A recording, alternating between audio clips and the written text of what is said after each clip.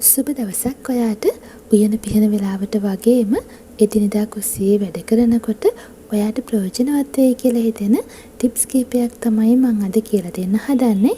අපි ඉතින් එකින් එක බලමු මොනවද කියලා.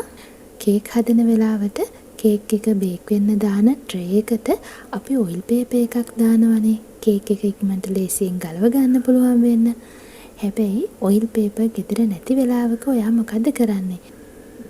ඔයිල් පේපර් එක වෙනුවට අපිට කේක් එක බේක් වෙන්න දාන ට්‍රේ එකට යටට ඒ වගේම වටේට මේ විදිහට A4 කොලයක් දාගන්න පුළුවන්. යටට A4 කොලයක් දාලා ඔයාට අවශ්‍ය විදිහට තව A4 කොල කපලා මේ විදිහට වටේට දාගන්න පුළුවන්. මම බටර් ටිකක් තමයි මේ යටින් ගාලා තියෙන්නේ. බටර් එහෙම නැත්නම් මාගරින් මේ විදිහට ට්‍රේ එකේ ගාලා ඊට උඩින් තමයි මේ පේපර් ටික දාගන්න ඕනේ. දෙහි සුලභ කාලෙට අපිට පුළුවන් මෙන්න මේ විදිහට දෙහි ටික වෙන වෙනම අරගෙන කඩදාසි කොළවල ඔතලා shopping bag එකක දාලා ගැට ගහලා මාස 3ක් 4ක් වුණත් නරක නොවෙන්න ශීතකරණයේ තියාගන්න.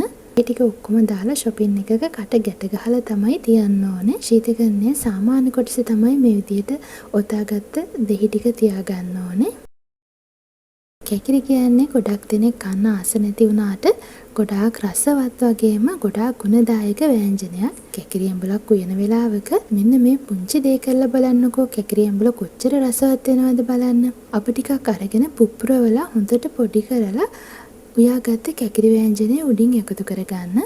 තෙල් එකතු කරන්නේ නැතිව නිකම්ම තමයි අපි ටික පුපුරව ගන්න ඕනේ.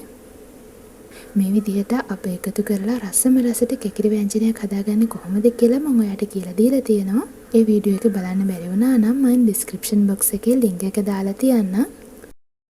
අපල් ව්‍යංජනයක් කිරට හදනකොට ව්‍යංජනය උකු කරගන්න පුංචි දෙයක් තමයි මේ කියලා දෙන්න හදන්නේ. තැඹුණ අල කෑලි කිහිපයක් මේ වගේ භාජනයකට දාලා හොඳට පොඩි කරලා අල හොද්දට එකතු කරන්න.